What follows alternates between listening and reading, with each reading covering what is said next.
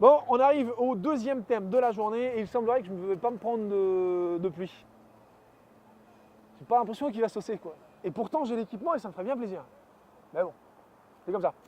Alors, là on était avec Erwan, on discutait de quoi Ah oui, voilà, ce thème-là il s'appelle l'exception qui devient la norme. Alors pourquoi je dis ça?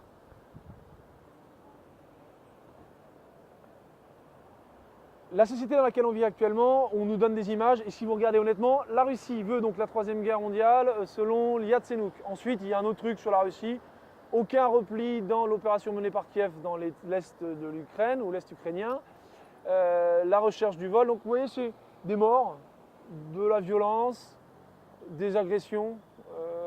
Si après il y a deux trucs people, il y en a un, il est agressé sexuellement, donc il ne va pas accepter la promotion qu'il a eue. Et l'autre, si c'est Rof, qui a frappé un vendeur. Donc de la violence, de la violence, de la violence, de la violence. Et là où je dis l'exception, c'est l'exception qui fait la norme, de la violence, il n'y en a pas en réalité. 99% des citoyens sont animés par la raison. La raison, c'est de la non-violence.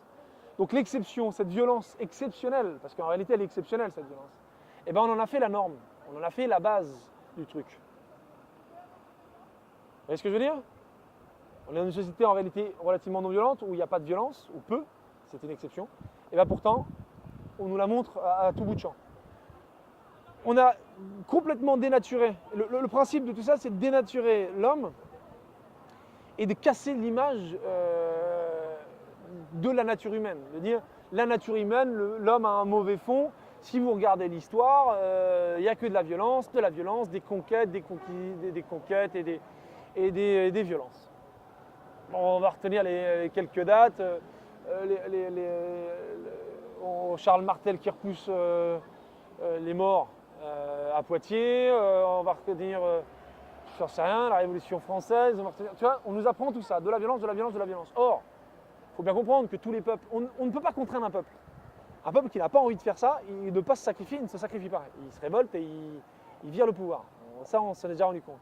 Donc en fait, ce que le pouvoir fait, c'est qu'il peut juste brosser dans le poil, dans le sens du poil, le peuple et dire va faire la guerre, va faire la guerre. Et là, le peuple, il y va. Là, il est content. Mais il faut bien comprendre que sur toute l'histoire, comme ils n'ont pas été contraints, ces peuples, ils ont accepté les 500 ans où Rome était Rome, ils les ont acceptés en étant heureux. Donc tout ce moment-là, il n'y a pas de violence. Donc l'histoire, en réalité, elle est violente à certains moments, c'est exceptionnel, et donc on en a fait la norme. Donc on a une vision de l'histoire qui est violente. Donc l'homme est violent, donc on nous parle de violence. Alors qu'en réalité, la raison devrait vous amener à conclure qu'il n'y a pas de violence. On peut, ou c'est exceptionnel. Donc ne faisons pas de ces exceptions. Et comme, voilà, on va vous montrer, ma petite soeur m'a dit un jour, ouais, j'ose plus trop aller courir, elle habite à Nantes, parce que là depuis les informations où il y a eu des viols ou des meurtres de joggeuses, j'ose plus y aller. Donc voilà, une fois de plus, par principe de précaution, donc l'exception devient la norme, on la médiatise, on la médiatise, on la médiatise, et donc les gens à la fin, ils ont peur. La peur, c'est ce qu'il y a de mieux pour contrôler un peuple.